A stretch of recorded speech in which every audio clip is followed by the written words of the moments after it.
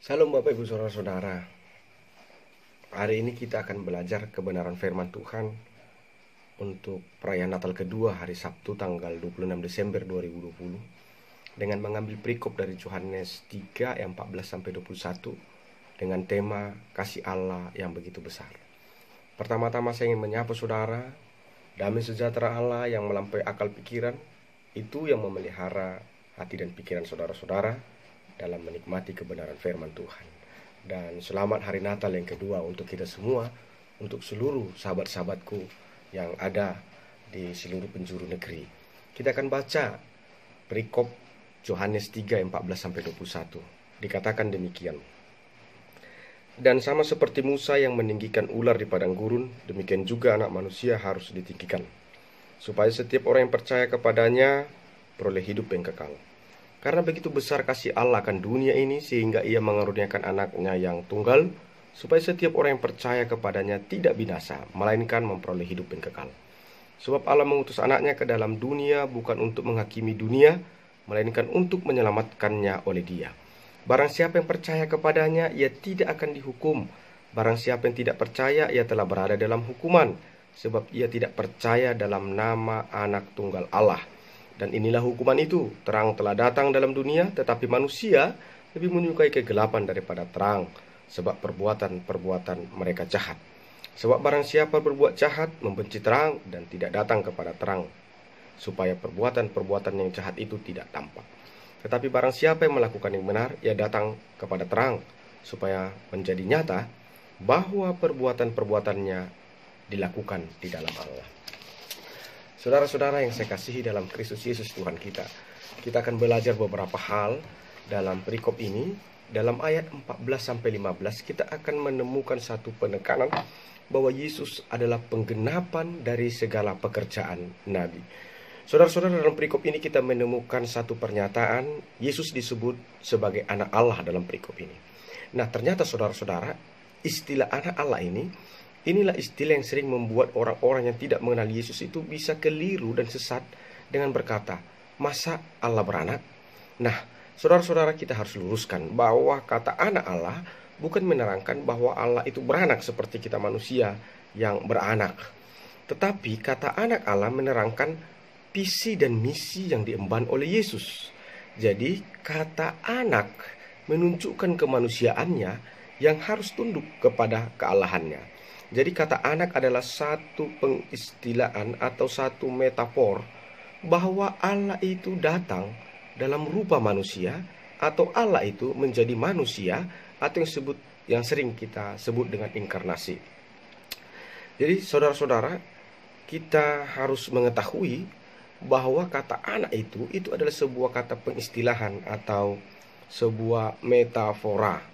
Jadi kita harus bisa membedakan mana kalimat metafora, mana kalimat substansial, agar kita jangan menjadi bodoh ketika seorang berkata ada anak kunci lalu kita berkata masa kunci beranak, atau ketika seseorang berkata ada anak tangga lalu kita berkata masa tangga beranak. Bukankah itu satu kebodohan? Karena itu kata anak Allah itu bukan menerangkan Allah beranak seperti kita anak kunci lalu kunci beranak. Bukan. Kata anak Allah itu menerangkan bahwa Allah datang di dalam rupa manusia, dan kemanusiaannya itulah yang disebut anak itu. Bagaimana kemanusiaannya itu tunduk kepada kealahannya, karena seorang anak sejatinya dia akan tunduk kepada bapaknya.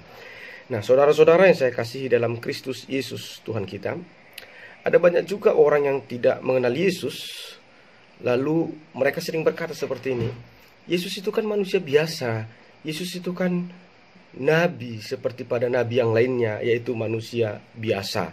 Nah, saudara-saudara, pernyataan-pernyataan orang yang tidak mengenal Yesus ini melalui perikop ini sedang dibantah.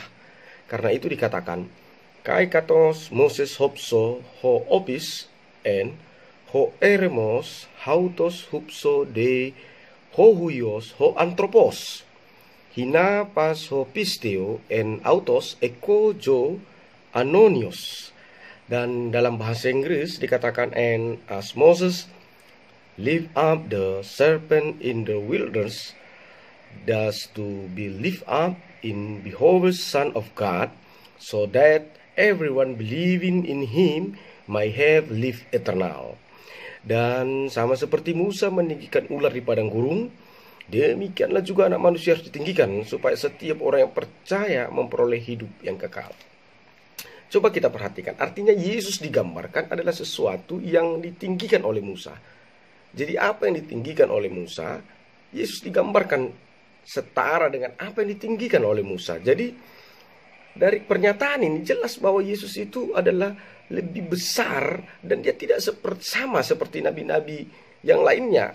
Bahkan dalam nabi sekelas Musa, Yesus lebih besar daripada nabi sekelas Musa.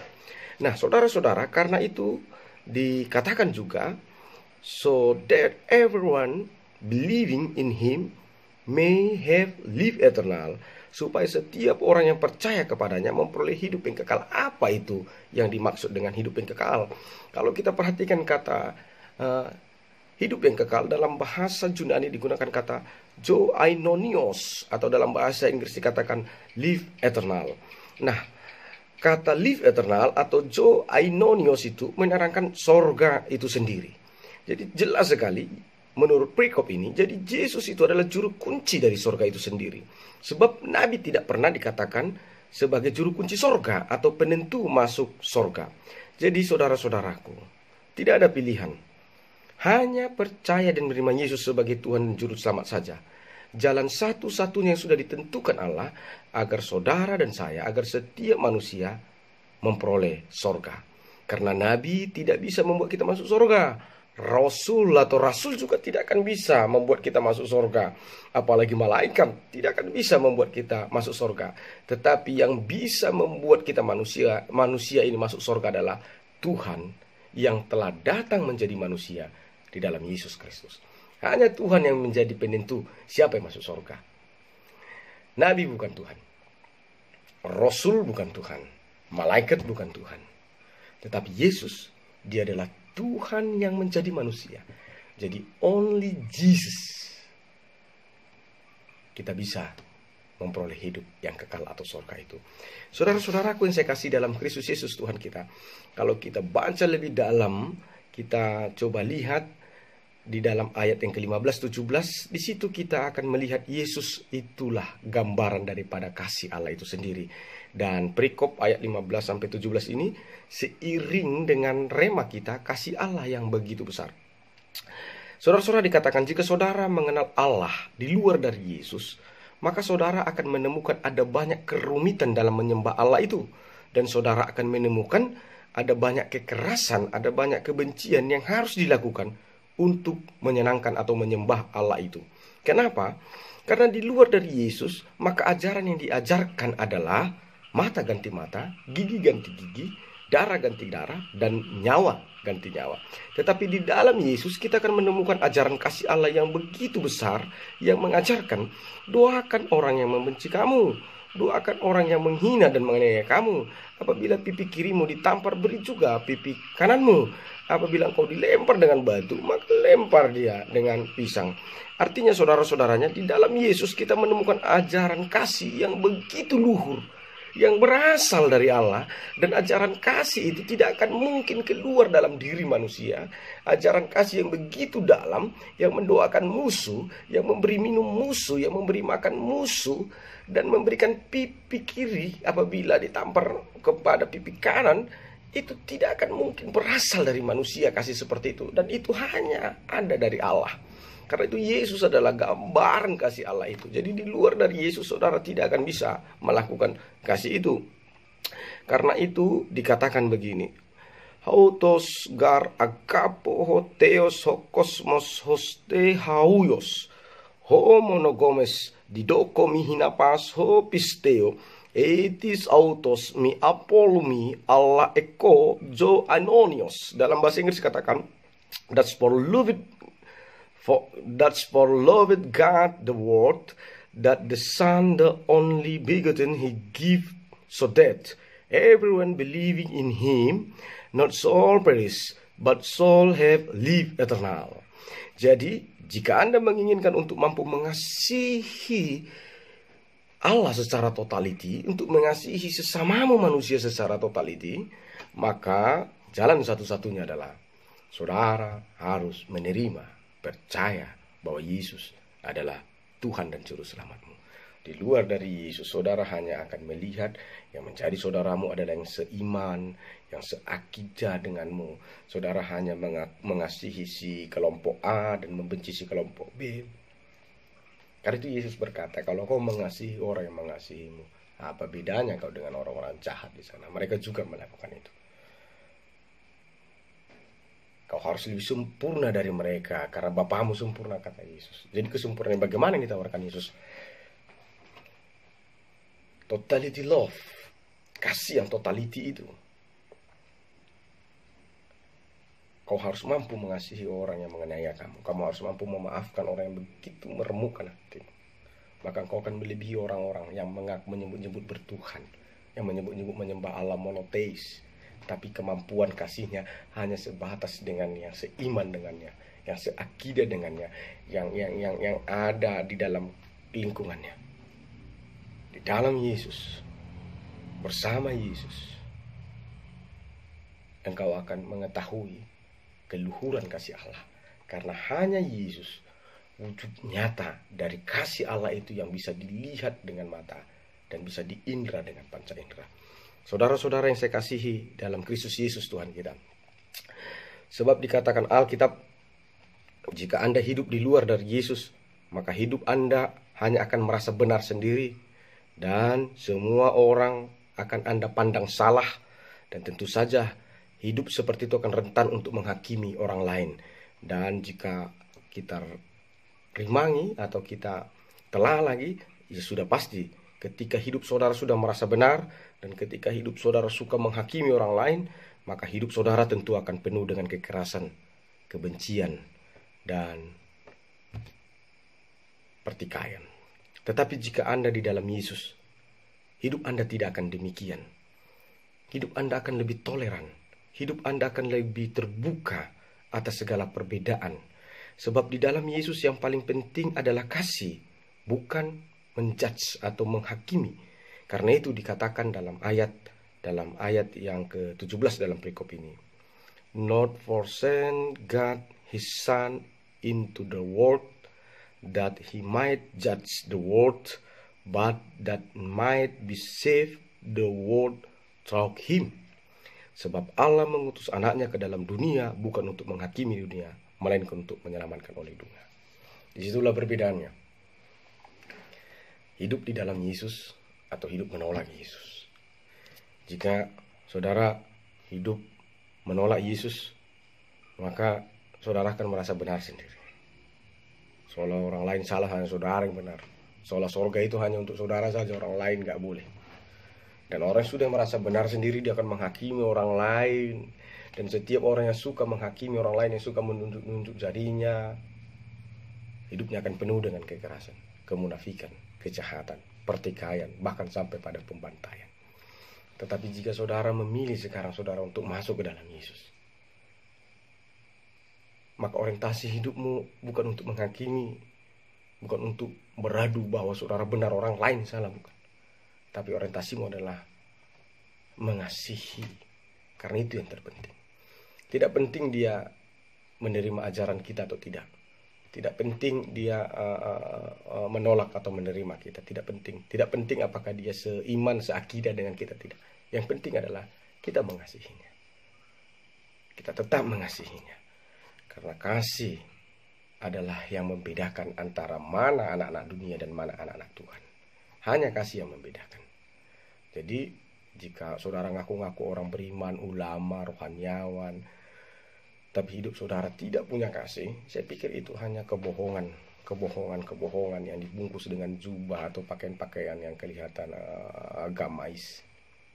Tapi buah dari itu semua adalah kasih. Bagaimana dengan hidup saudara? Saudara-saudaraku yang saya kasih dalam Kristus Yesus Tuhan kita. Kalau kita perhatikan lagi dalam ayat yang ke-18 sampai 21, dalam perikop ini kita melihat satu garis besar yang bisa saya gambarkan untuk saudara. Menolak Yesus berarti Anda memilih hidup dalam gelap. Menerima Yesus berarti Anda memilih hidup di dalam terang.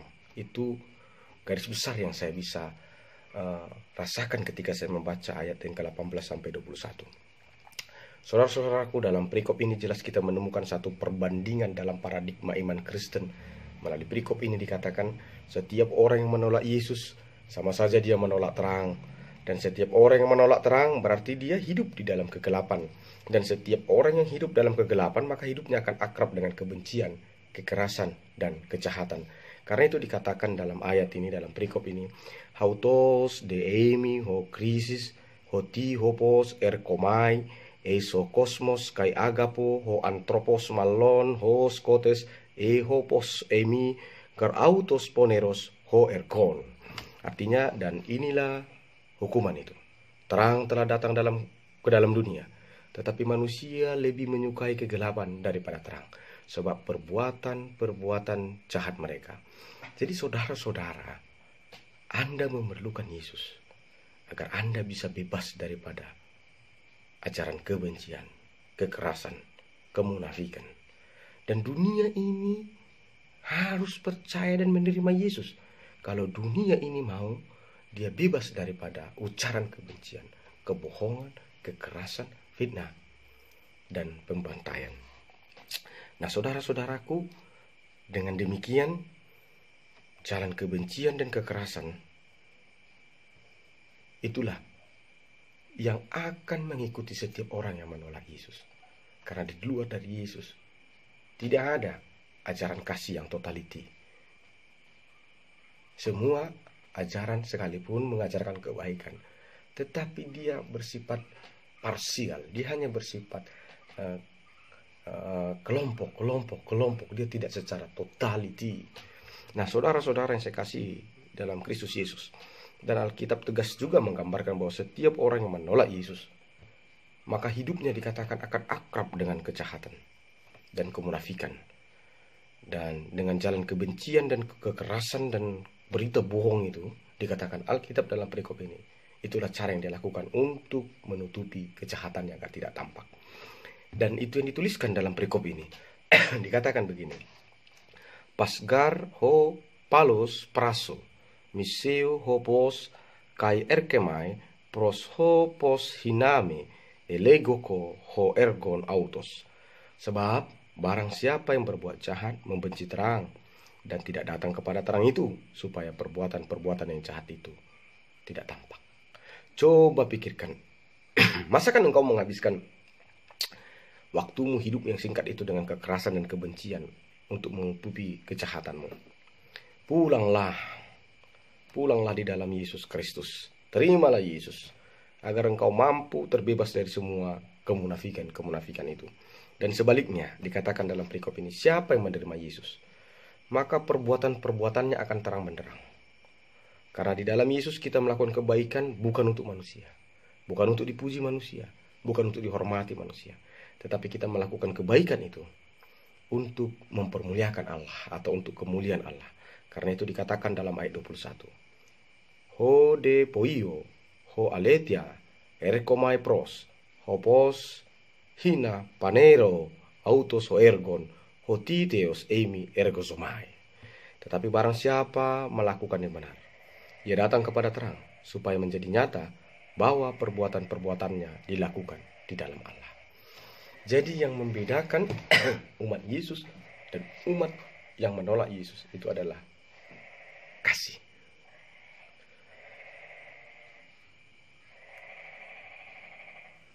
Yesus adalah gambaran kasih Allah yang nyata. Di dalam Yesus saudara akan mengenal apa itu kasih Allah yang nyata. Saya membutuhkan Yesus agar saya bisa mengasihimu sekalipun kita berbeda keyakinan. Saya membutuhkan Yesus agar saya tetap bisa mengasihimu sekalipun kau telah menyakitiku, menghinaku dan melukakanku. Saya membutuhkan Yesus agar saya tetap bisa berdoa untukmu sekalipun kau telah menyakitiku, menghancurkanku. Saya membutuhkan Yesus agar saya tetap bisa memberikan minum untukmu dan memberikan makan untukmu sekalipun kau sudah sangat jahat kepada saya. Bagaimana denganmu? Apakah engkau memerlukan Yesus? Ada banyak orang berargumen dunia ini sudah tua, dunia ini sudah jahat. Keributan, kekacauan terjadi di mana-mana oleh dunia ini. Saya katakan kepadamu, dunia ini memerlukan Yesus. Agar dunia ini bisa saling mengasihi dan bebas daripada kebencian, hoax, berita bohong dan kekerasan. Karena itu, buka mulutmu, beritakan Injil, jalankan kakimu, beritakan Injil, agar dunia ini menerima Yesus. Bukan untuk memeluk agama kekristenan, bukan untuk membuat kekristenan mayoritas, tapi agar dunia ini mengenal bagaimana kasih Allah itu di dalam Yesus Kristus. Selamat Natal. Tuhan Yesus memberkati saudara-saudara sekalian. Shalom.